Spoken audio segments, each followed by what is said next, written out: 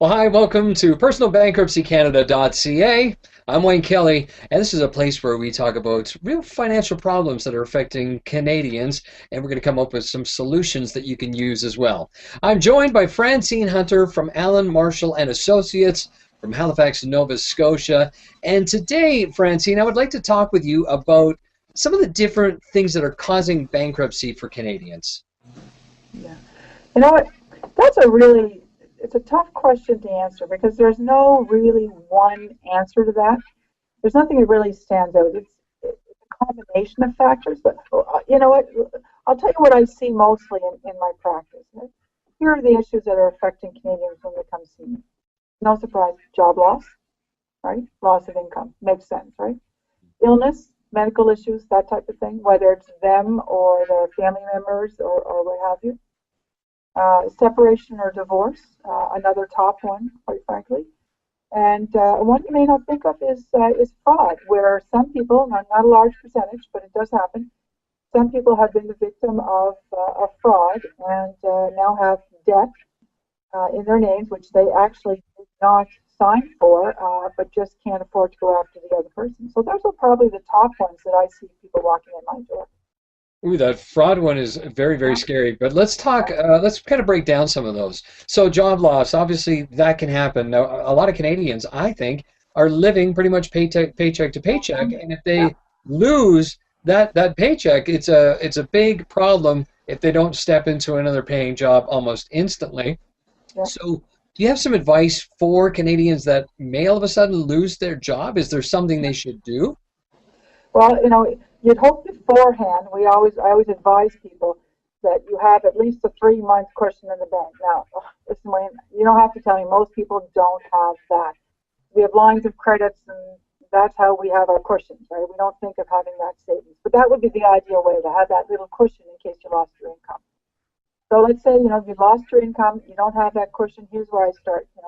You can apply if you're eligible for employment insurance. I mean, that's the first thing, right? So you can get some kind of income stream coming in. And most people would do that.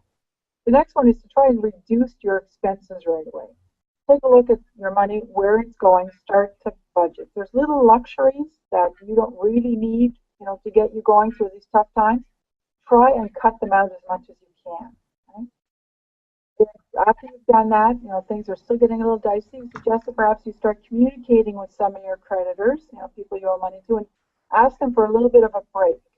Some will help you out and perhaps reduce the interest or give you a bit of a holiday on minimum payments and bring it right down. That doesn't always happen, but sometimes it does work. So it does buy you a little bit of time until you find that other job. You're to the point where it's not working, you're not finding another job, the calls are starting to pile up. Please give us a call, come in, talk about things, see what we can do for you. Don't stress, don't lose sleep, don't get all anxious about everything and start to compromise your health. All right, I love how you say don't stress, but it is such Yeah, a yeah, stressful situation, exactly. But yeah, as it starts piling up, as you mentioned there, you said, maybe contact the people that you owe debts to. I would imagine, and you can tell me whether I'm right or wrong, do they appreciate when you contact them earlier as opposed to not answering the phone calls? Absolutely. There are times when creditors have said, I've talked to them quite a bit. We do wish that this person had contacted us. And actually, you know what happens? Creditors, when you lose contact with them and they start calling and sending letters and you don't respond, um, they can then think the worst and may start proceedings a lot faster than if you had perhaps given them a call and said, look, this is what's happening. I'm trying. Can we work together? But not calling your creditors is probably one of the worst things you can do because then they don't know what's going on and they will just start going ahead and proceeding, perhaps starting to take you to court. Hmm. Now, divorce, separation, of course, that can be a big one as well because why? You get two family homes you need to start taking care of. That's exactly right. I mean, you think about it. You are living with a partner. You have two incomes. You're paying your rent, your mortgage off that, the food and what have you, and then all of a sudden, that two incomes becomes one income. But you still need to live. You may still be paying that mortgage. You still need to pay the rent. You still need to put food on the table. But all of a sudden, it's either half or less. And it can make a big difference in people's lives. Hmm. Sickness. There's something that I would imagine you see a Yeah, fair amount, yeah, and it can happen at any age, honestly. yeah. And this is it's really sad that this happens.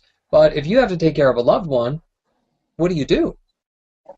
Well, a lot of the same, suggestions I would make is when you perhaps would lose your job and your income is compromised. A lot of people, they have to go on disability, which of course, the money you get on disability is usually a lot less than you're making through a regular salary. Or some people even have to quit their jobs to look after a loved one. Mhm. It works both ways. So, the first steps again are to take a look at your budget, see what you can cut out, see if you can live within your means. If you're already overextended, which happens to many Canadians, they're fine with paying their minimum payments or even paying off their credit cards every month based on that certain income level, right?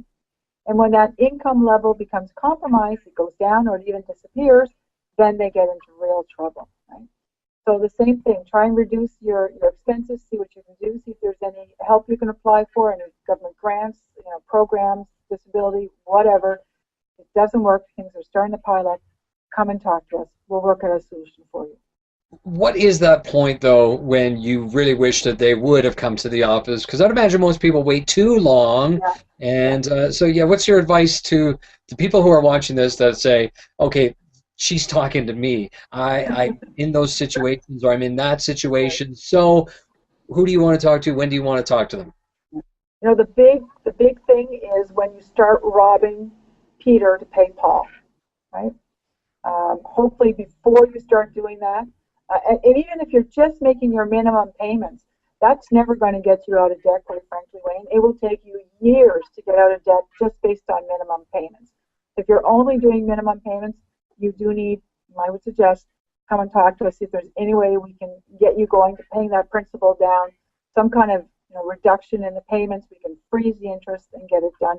If you certainly, getting cash advance on one credit card to pay off the other credit card, that's a big, big red sign right there. It's like, come on in and talk to us so we can get you figured out. Okay, sounds great. Francine, thank you very much for the information. I hope we're making a big difference and a positive difference to Yeah, people in Nova Scotia. exactly. Thanks, Wayne. You got it. From personalbankruptcycanada.ca, that's where you can get more information. And thanks to my guest today, Francine Hunter from Allen Marshall and Associates out of Halifax.